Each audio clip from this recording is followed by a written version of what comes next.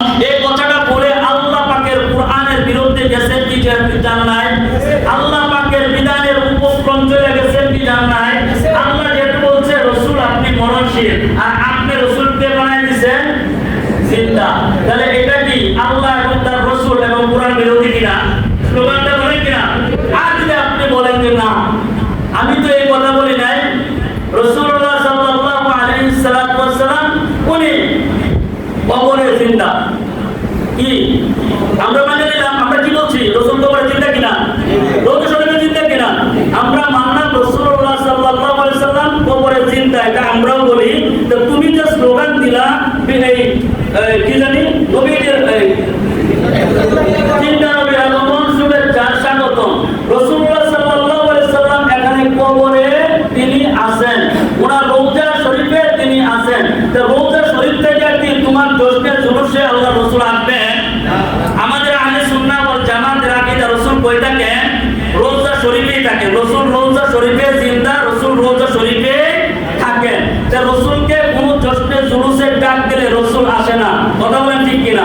এটা একটা চরম বেয়াদবি। আপনি যদি কোন এমপির কাছে যদি না যায়, যদি এমপির এখান থেকে আপনি ডাকেন, এমপির আপনি বাইরেন, আপনার কোন প্রয়োজন হলে এমপি চেয়ারম্যানের কাছে আপনার যাইতে হইব, যাইয়া বিনয়ের সাথে আপনার বলতে হইব, কথা বলেন ঠিক কিনা?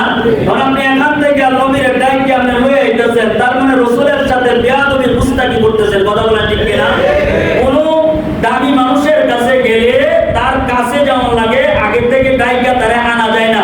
তাহলে তোমাদের যদি প্রয়োজন হয় রওজা শরীফে যাও, রাসূলকে সালাম দাও, রাসূল তোমাদের সালামের জবাব রাসূল নিজে দিয়ে দিবে। সুবহানাল্লাহ। তাহলে এই কথাটা বললা তারা আরেকটা গুনাহের কাজ করলো। এই গুনাহের কাজ কি? যে তারা বলতেছে রাসূল উনি ডাইরেক্টলি চলে আসেন। এই যে একটা গুণ যে রাসূল কবর থেকে আমরা ডাকলে রাসূল আসেন, এই গুণটা আল্লাহ, এই গুণটা কার? আল্লাহ। আল্লাহ সব জায়গায় কি বিরাজমান? আল্লাহ কোথায়? আল্লাহ সব জায়গায় বিরাজমান।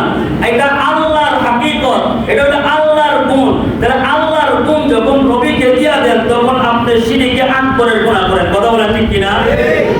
জোরে আওয়াজ করে বলেন। তাহলে আল্লাহর গুণ যদি নবীরে দিয়া দেন তাহলে এটা গুনাহ হইল কি হইল না? তাহলে জিন্দা নবীর আগমন শুভেচ্ছা স্বাগতম, এই স্লোগানটা আল্লাহর কোরআন ও রাসূলের হাদিস বিরোধী, কথা বলেন ঠিক কিনা?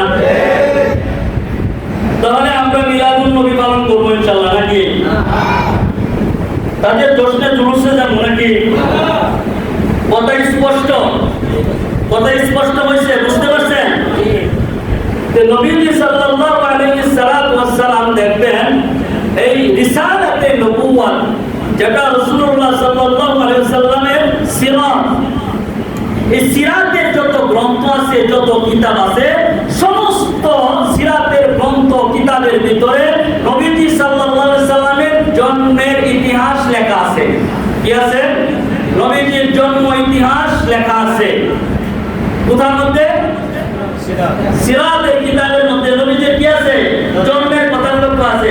কারো জন্ম ব্যতি রেখে বাদ দিয়া কোনো জীবন ইতিহাস হয় না, কথা বলেন ঠিক কিনা? যত কিতাব দেখবেন, যত বই দেখবেন, যত ইতিহাস আপনি দেখবেন, ইতিহাসের সামনে সর্বপ্রথম জন্মটা লেখা থাকে।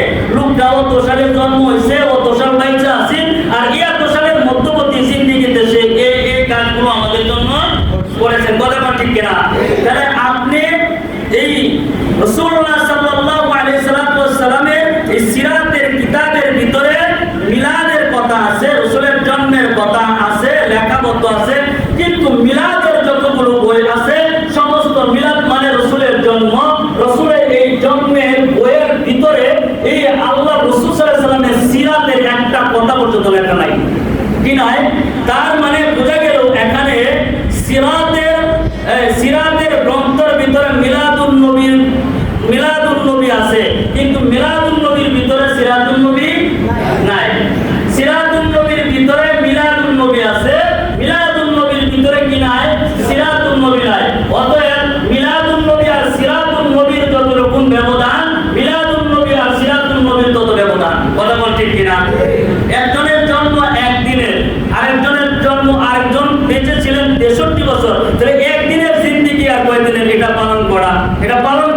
আছে জন্ম পালন করার বিষয়। আমরা যারা বলি হ্যাপি বার্থডে টু ইউ,